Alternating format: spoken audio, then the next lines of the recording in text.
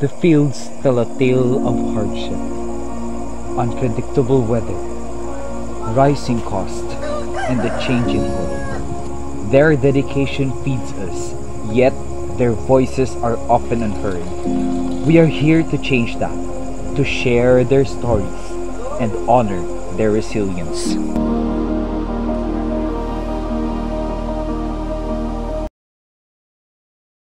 Ati data o andahan ko mamalin ni baga.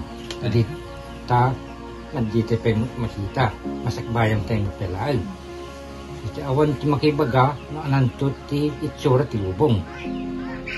Baka ti amok sabsabalin itong rinigriga mo ti panawanan kadarakuan.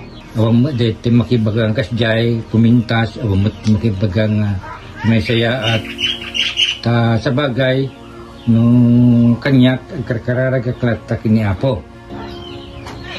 Wamot pwede tayo kasla nagbaliwan sa Philippines nga nakibaga nga sa umang IT kat Pilipinas. Bali kasla rumigriga amat ti panagri na. No, kastila ti panahon tayo, di tayo amo, nakasano ti sitwasyon ti panagbiag tayo, ti base ti panagfarming ni, lagi tayo mo, maitulog-tulog ti gobyerno kada kami, so pakaragrag sa kami. Maragriga kami lang mo. Problema mi, nung nagto'y pangalaan mi ti, gatang mi ti, abo na mi man kada suamin. At ang nalakamot, ti products, produkto. Kada ito yung taon, mariga natamot ta. Ito ti produktong ti farmers nalaka. Silang dayjay ti problema ti farmers. Kasi ito yung panahon. Nalaka, ti malaklako, narigat ni ti makaurnong, ti iyalami, ti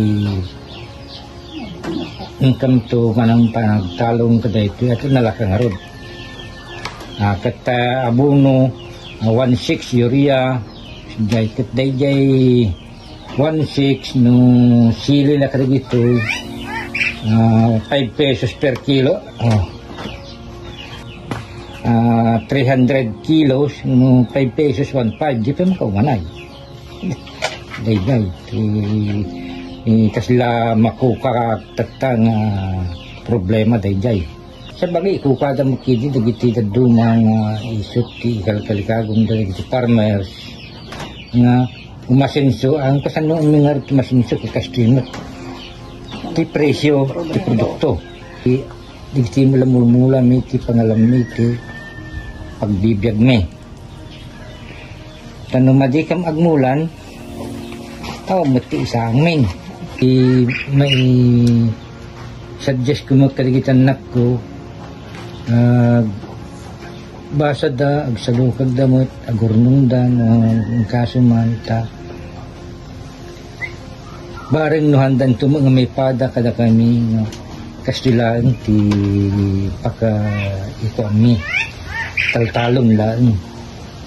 Sapay lang ko makaturpos ka, lagiti basbasa.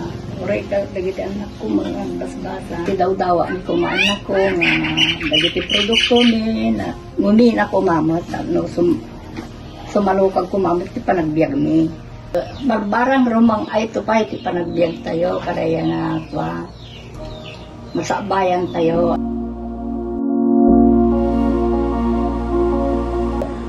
Reflecting on our conversations, it is clear that the couple holds a nuanced perspective on their future. While they readily admit to uncertainty, a strong current of hope underpins their outlook. They acknowledge the impossibilities of predicting what lies ahead, yet they express a deep-seated desire for a positive trajectory. Their optimism isn't rooted in the concrete plans, but rather in a fundamental belief that things will ultimately work out.